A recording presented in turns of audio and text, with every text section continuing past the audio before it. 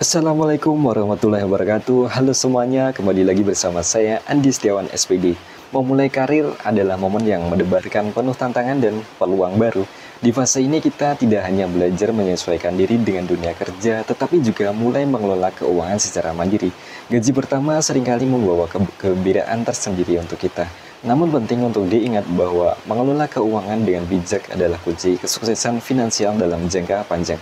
Mulailah dengan membangun kebiasaan keuangan yang sehat seperti membuat anggaran, menabung, investasi, menghindari segala hutang, dan di masa awal karir ini adalah waktu yang tepat untuk kita belajar dan mengeksplorasi berbagai instrumen keuangan yang bisa kita gunakan untuk berinvestasi.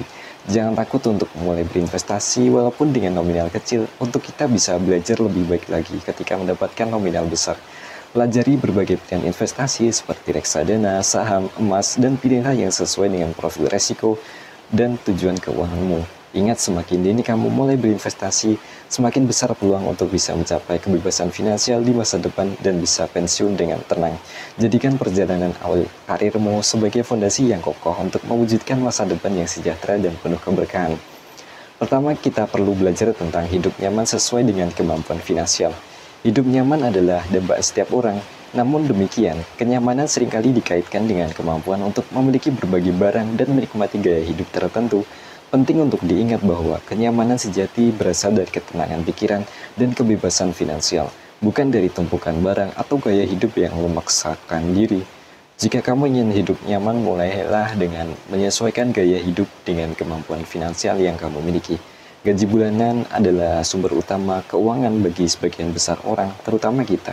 Bijaklah dalam mengelola gaji tersebut, buatlah anggaran bulanan yang realistis, prioritaskan kebutuhan di atas keinginan dan hindarilah berhutang untuk hal-hal yang konsumtif. Jangan tergoda untuk mengikuti gaya hidup orang lain atau terjebak dalam lingkaran konsumerisme yang dapat menguras keuanganmu. Maka dari itu kita perlu punya prinsip. Ingat, hidup nyaman bukan berarti hidup mewah, melainkan hidup dengan tenang dan bebas dari beban keuangan dari hutang. Dengan menjalani hidup sesuai dengan kemampuan finansial, kamu dapat mengalokasikan dana untuk hal-hal yang lebih penting, seperti menabung untuk persiapan menikah, berinvestasi, dan mempersiapkan masa depanmu yang kamu inginkan. Kamu juga dapat lebih fokus pada pengembangan diri, menjaga kesehatan, dan menghabiskan waktu berkualitas bersama orang-orang tercinta. Ingatlah, kebahagiaan dan kenyamanan sejati tidak selalu berbanding lurus dengan jumlah uang yang kamu miliki. Jadilah bijak dalam mengelola keuangan, syukuri apa yang kamu miliki, dan fokuslah pada hal-hal yang bisa membuat makna secara dalam hidup kamu. Kemudian hal kedua yang perlu kita pelajari adalah kita perlu hidup untuk sejahtera. Banyak orang beranggapan bahwa hidup sejahtera identik dengan memiliki rumah mewah, mobil bagus, dan gaya hidup glamor. Padahal sejahtera yang sesungguhnya berakar dari keseimbangan finansial dan ketenangan pikiran. Untuk mencapai kesejahteraan, kunci utamanya justru terletak pada kemampuan mengelola keuangan dengan bijak. Salah satunya dengan menerapkan prinsip hidup di bawah kemampuan finansial. Apa artinya? Artinya kita mengeluarkan uang lebih sedikit daripada yang kita hasilkan, sehingga ada sisa dana untuk ditabung dan diinvestasikan. Hidup di bawah kemampuan finansial memungkinkan kita untuk membangun fondasi keuangan yang kokoh. Dengan menyisihkan sebagian penghasilan untuk ditabung, diinvestasikan, kita bisa memiliki dana darurat untuk menghadapi situasi tak terduga seperti tiba-tiba di PHK, tiba-tiba ada pandemi seperti COVID kemarin, kehilangan pekerjaan atau bencana. Selain itu, kita juga dapat memulai investasi sejak dini untuk mencapai tujuan keuangan jangka panjang, seperti memiliki rumah, mobil impian, dana pendidikan, atau jaminan hari tua. Lebih penting lagi, hidup di bawah kemampuan finansial membebaskan kita dari beban hutang, konsumtif, dan bebas stres akibat keuangan ini.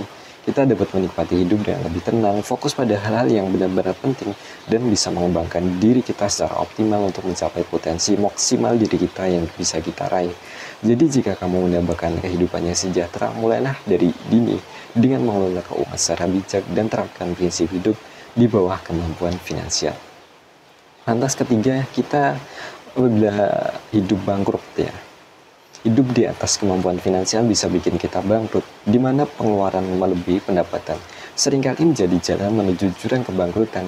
Gaya hidup konsumtif, mudah tergiur pinjaman online, dan keinginan untuk selalu memamerkan kemewahan dapat menjebak seseorang dalam lingkaran setan hutang yang sulit dilepaskan.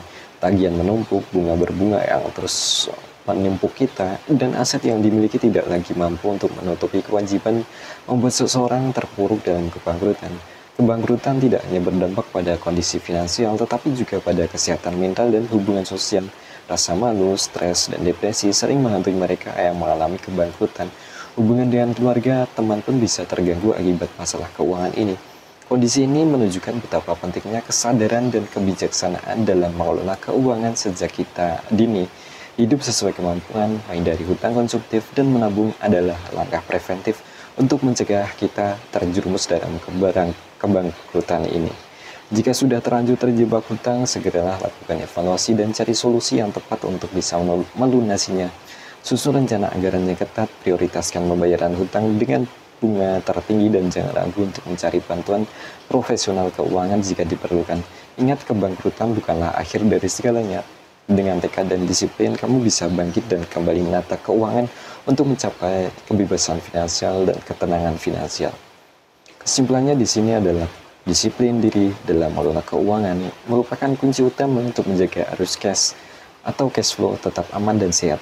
Dengan membangun kebiasaan-kebiasaan positif seperti membuat anggaran, catat pengeluaran, menabung, dan berinvestasi, kita dapat mengendalikan arus uang masuk dan keluar sehingga terhindar dari defisit atau kekurangan dana. Disiplin juga membantu kita untuk menghindari pengeluaran impulsif dan hutang konsumtif yang dapat mengganggu stabilitas keuangan kita. Dan ingat, tentunya hindarilah judi, jangan dekati judi. Pada akhirnya, habit disiplin dalam mengelola keuangan akan membawa kita pada kebebasan finansial dan ketenangan pikiran. Kita dapat memiliki dana darurat untuk menghadapi situasi tak terduga, mewujudkan impian di masa depan, dan hidup dengan lebih tenang tanpa dihantui kecemasan akan masalah keuangan. Jadi, mulailah dari sekarang untuk bisa membangun kebiasaan sehat dalam mengelola keuangan dan menikmati manfaatnya dalam jangka yang panjang. Terima kasih telah menonton video ini sampai sejauh ini. Semoga informasi yang disampaikan bisa bermanfaat, dan jangan lupa subscribe untuk video inspiratif lainnya. Sampai jumpa di video selanjutnya. Saya Andi Setiawan SPD. Assalamualaikum warahmatullahi wabarakatuh.